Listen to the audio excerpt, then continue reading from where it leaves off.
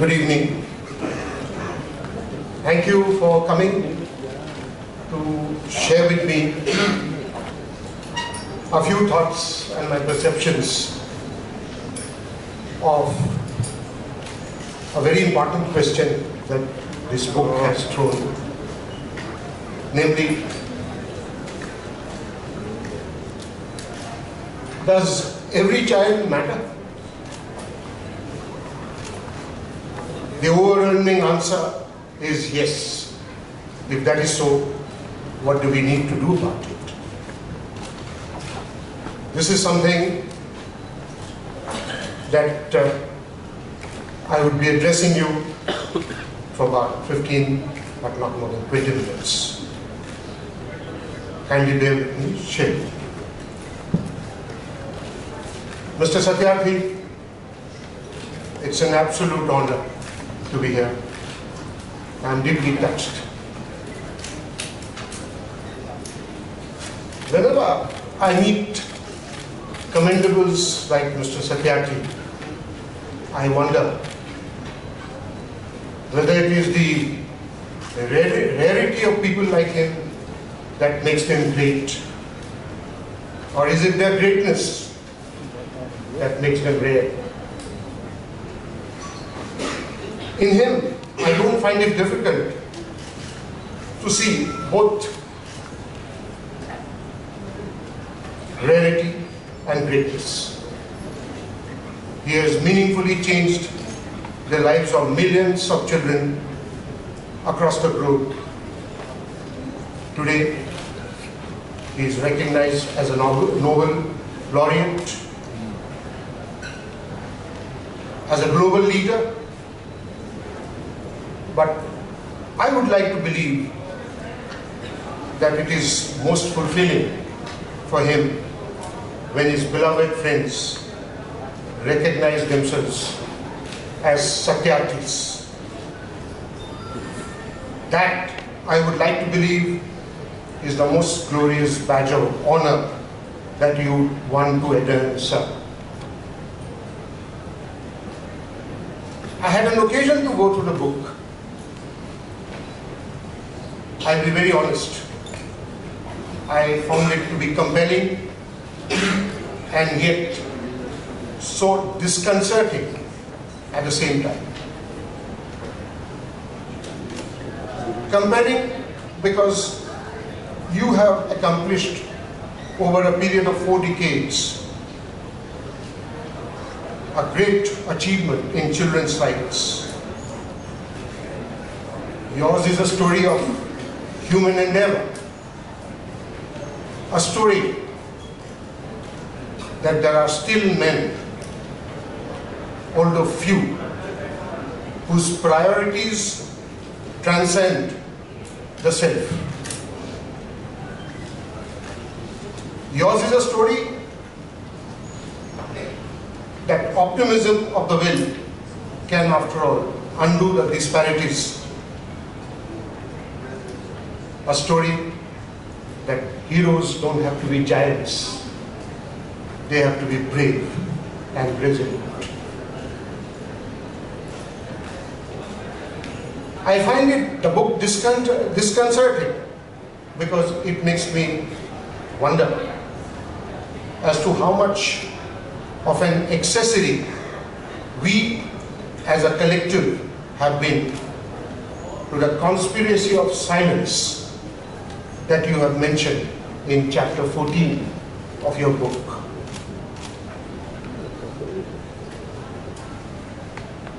Translated to areas outside the book, I shudder to imagine what the upshot of mere omission to interject the perpetuating injustice can be like. I would like to hope, more than anything else, that the book will serve as a timely nudge that we are in serious need of to wake up from our inertia and ask ourselves some uncomfortable questions. Chief of them being, do we even reconcile with Satyarthi's proposal in the first place? Do we even agree that every child matters? Because the tyranny of indifference has been exerted not only by those who are at the helm of affairs, but by society in general, just as much. While those in power acts wrongly or fails to act, society fails to react. We talk about imposing GDP figures. We talk about our impressive economy. We talk about trade. We talk about being the new order. India is a proud nation. And we make no bones about it.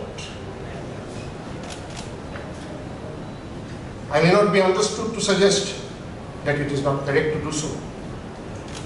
Achievements must be celebrated, but only when due. What really needs, according to me, is a revisit, is the perception of what achievement is. In the strange and mad race to the top, we have constricted its connotation and context to something which is not wholly acceptable. Besides, our evaluative standards are not inclusive, not all inclusive. Value-based growth of all classes, social progress, equal opportunities, and holistic human development continue to be neglected, especially in developing world like ours, where priorities are focused on being the brightest spot. What use are these rolling figures if their apparent success doesn't translate into the well-being of those who should be its doubtless and deserving beneficiaries? Can we really afford to be this one-dimensional? Let me gainfully say that while child welfare is a universal concern and Satyarthi's work has been proven, the scope of my address to you is limited to India. India houses the highest child population in the world, with approximately 40% of its population being below the age of 18 years. If predictions are anything to go by the year 2020, that's 2 years from now, we'll be the youngest nation. This state of affairs has a dual bearing. First is what I would say, the demographic dividend, and the second is what I will call the democratic dividend. Our demographic factor is handsome, but in theory only, because about 18 million children in India are still out of school. Where are they? A direct and natural consequence of this is that India has the highest number of child workers in the world. Is that correct, Mr. Secretary? India has the highest number of child workers. Satyarthi has spoken about this in his book, referring to the issue as the triangular paradigm: poverty elevation, empowerment by education, and elimination of child labor. which have to be achieved as one composite target. These are not isolated silos that could be treated with an ideological, political, and practical disjoint. I am quoting Satyajit. As per data from the Human Development Reports, India, with its huge population, spends only about 4% of the GDP on education. Public health expenditure is also dismal, a mere 1.48%. These figures do not compare well with what is happening in other jurisdictions. Representatives of some of such jurisdictions are here present today. Job creation in the organized sector, the lesser said, the better it is. The unorganized sector is mushrooming. And incidentally, this is where children are most exploited. Our unfortunate attitude is to blame. We still continue to see children as income supplements in economically challenged households. This concern deficit reflects in policy making and our legislations also. Mr. Shekhar Gupta and Satyajit were engaged in a very lively conversation with regard to the laws. I have a little different opinion. And my opinion is based on statistics. The 2016 amendment to the Child Labour Act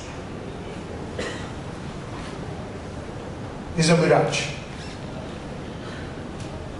and that is to say the least. The idea of the amendment was to make the child labour law more stringent so as to realize the mandate of the right of children to free and compulsory education, which ensures a child between 6 to 14 to receive elementary education. To expect the age to be lowered below 6 and to be raised above 14 is like chasing rainbows. I asked myself, is it not a disservice when the amendment on one hand formalizes employment of children up to 14 years in family enterprise, which can be any vocation as long as it is not one of the 3 prohibited occupations. These are mines, inflammable substances or explosives, and hazardous processes. I may tell you, the list in the old law was 83. At the same time, the amendment, if I have understood it correctly, penalizes employment of adolescents 14 to 18 only in the above 3 occupations. I therefore say the law was inadequate to begin with. Today it is inimical.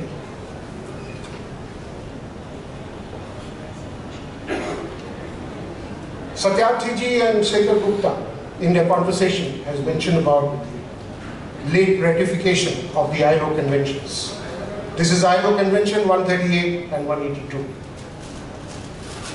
dealing with minimum age for admission to employment, and Convention concerning prohibition and immediate action for elimination of the worst forms of child labour. India ratified these conventions in 2017 several decades late. Demographic dividend is a factor that we must appropriate. But if we continue to invest inadequately in domains like education, health, safety, and do not ensure an empowering environment with meaningful opportunities to develop to our children, we are incurring what I consider to be a frightening risk.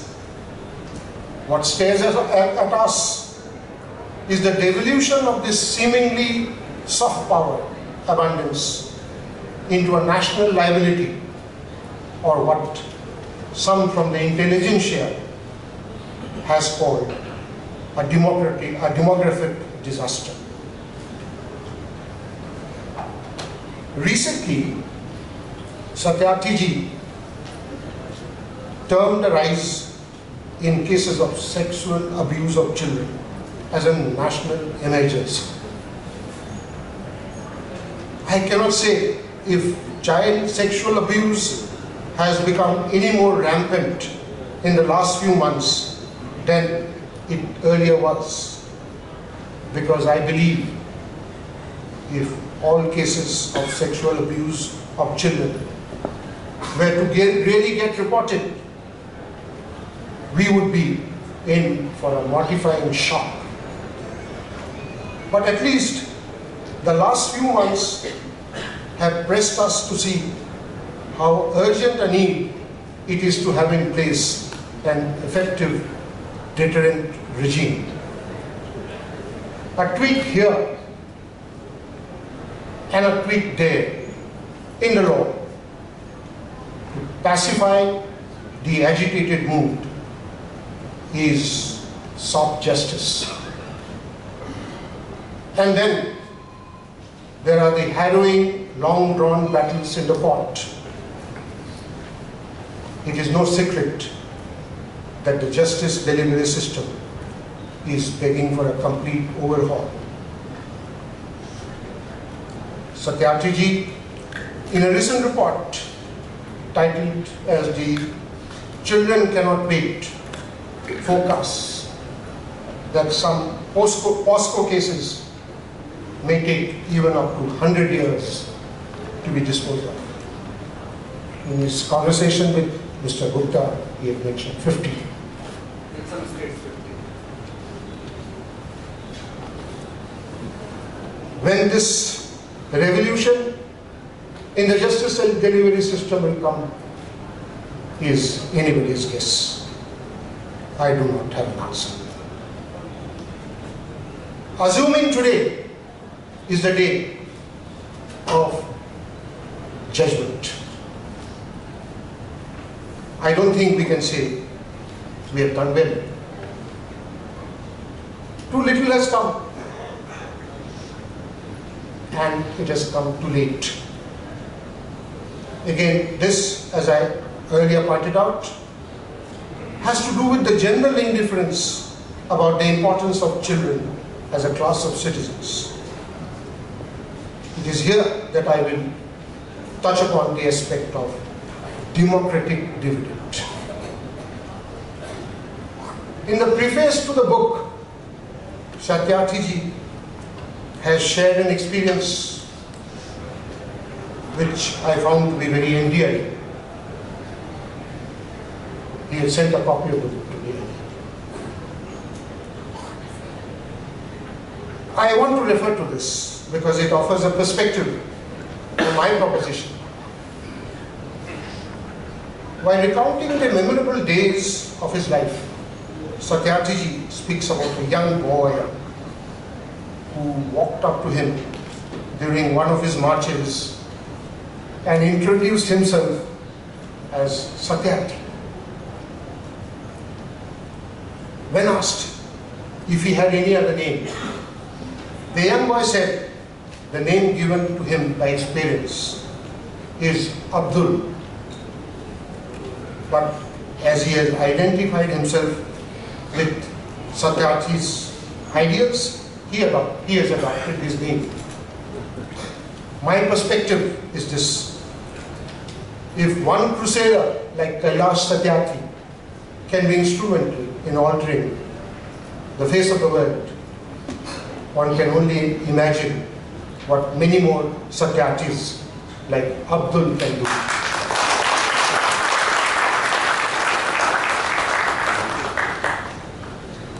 Rights of children need to be understood to be an absolute norm.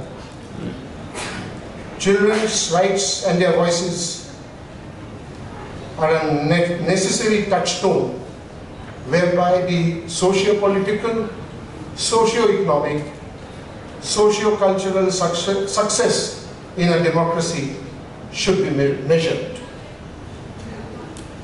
But as a separate class of citizens, children, and especially those who have been economically and socially excluded, are not seen as entities that could contribute to governance in a democracy. It is therefore not surprising to see that child rights jurisprudence is still grossly underdeveloped. Whatever little of it is there has come firstly as a consequence of, and secondly as an expression of belated shock and anguish. I would call this as reaction jurisprudence. This is unfortunate. They may not be the voting class today, but soon they will be. Tomorrow they will contribute to choose who our leaders are. And the day after that, they will be the leaders themselves. It is here that I am a little worried. The institutional deficit, if not institutional bankruptcy, that we have been witnessing across the spectrum will be a very challenging circumstance that our children will inherit from us. What we do now for our children will have a direct bearing on whether they will be able to combat this deficit. Never before has the need to have a rational and perspective disposition been more pressing than it is today, as we live in a world full of misplaced priorities, delicate sentiments, and flaring tempers. Children as a collective force of the future. And if it is so, then is it not a reason enough to ensure that they be enabled and empowered and be allowed to have a more meaningful participation in this democracy? We will do ourselves a big favor if we tap this democratic dividend. I may refer in this regard to Article 12 of the Convention of Rights of Child, which in my view is a very nuanced law. Its potential and implications in a country like India are wider than many other jurisdictions. Article 12 of the Convention, I may tell you, contemplates the views by the child who is capable of forming his or her own views on matters affecting him or her, and the grant of due recognition to the views expressed. Ladies and gentlemen, I part. But while doing so, let me borrow from Satyarthiji's thoughts one more time. On the eve of the 68th Independence Day, he wrote to us to remind all of us that even after all these years, there are still some countrymen who still have not tasted freedom. I would only like to add that the idea of freedom for one generation will always be incomplete if it cannot perpetuate to the next generations. And one can hardly contest that it best perpetuates when our children can celebrate it just as much. Needless to say, they can celebrate it only if they have not inherited prejudice, loss and fear in their words. It is incumbent on us to mete out intergenerational justice in the manner most complete, of which education, health, safety, justice delivery and holistic development of the individuality and preservation of the dignity of childhood are the most essential components. The sooner we realize that not empty rhetoric and paper tiger laws, but societal will, political will, both are what it takes to eradicate child abuse, the better placed we will be. And until then, and until that happens, the fight must go on. Ladies and gentlemen, thank you for your patience. Jai Hind.